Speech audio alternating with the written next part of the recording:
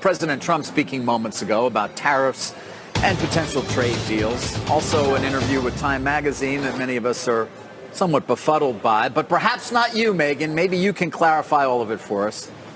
A lot to sift through here, David. Just in the last hour, there's been a lot of back and forth this week and this morning about the exact status of trade talks between the U.S. and China. This came up in the Time interview as well. But just in the last hour, reporters had been asking the president whether he's been in touch with President Xi, when exactly that last call had taken place, and if he's been in touch with him since the most recent tariffs were announced. Take a listen here to what the president said.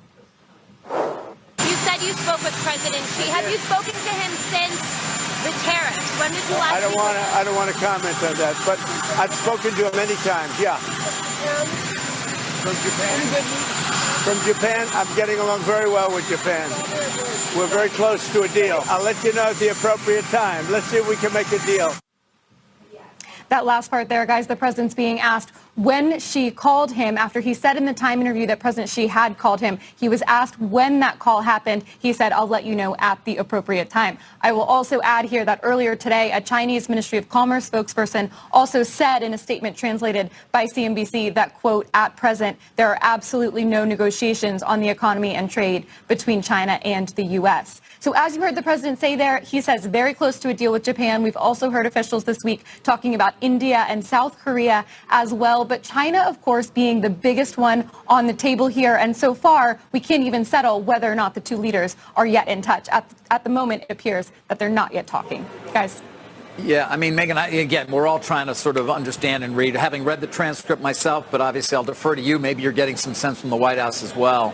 You know, the way he answered that question and then what you just heard indicates, yeah, he's talked to him, but not recently. I think that may be the fair assumption, although we may not obviously ever know completely. We're all doing the same thing here by reading the tea leaves and from talking to officials. I mean, it does seem that while they are saying now that talks have taken place, we've been told that at the leadership level, it hasn't yet happened. I was in the room earlier this week with Secretary Scott Bessent. He was asked point blank whether there was yet conversation happening between the U.S. and China. He said very clearly, not yet.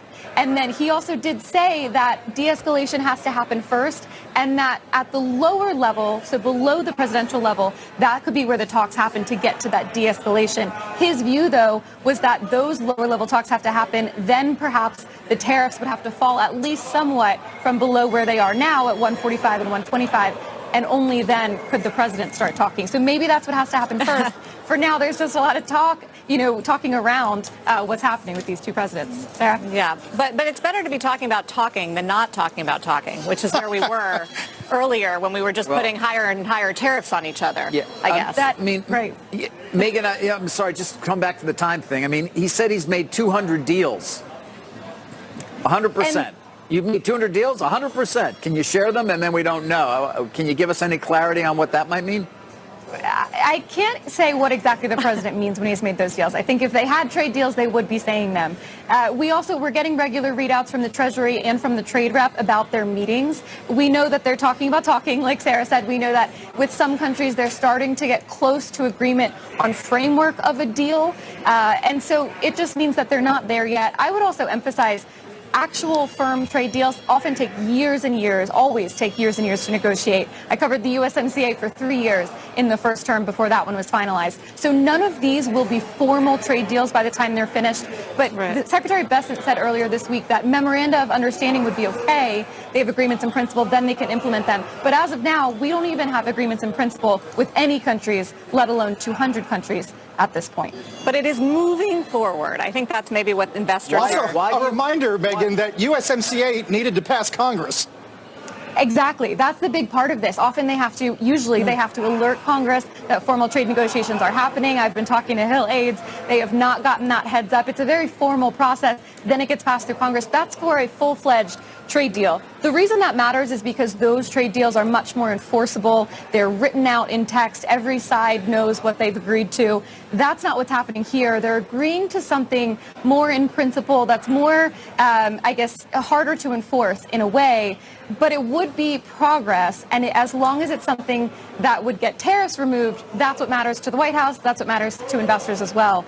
but we're not even at that stage just yet. But on that note, Megan, sorry to just the China deal that we did under the first Trump administration, where they, for instance, agreed to buy a lot of agricultural products that ultimately I don't think they followed through on. What was that? Exactly. That was what was called at the time a phase one China deal. As a trade reporter at the time, I was one of many pointing out it was going to be hard to enforce, that it didn't address a lot of the forced technology transfers or larger issues that the whole first term China trade war had been based on. But the White House said that's why it's a phase one deal. We're going to move forward. Obviously, then COVID hit.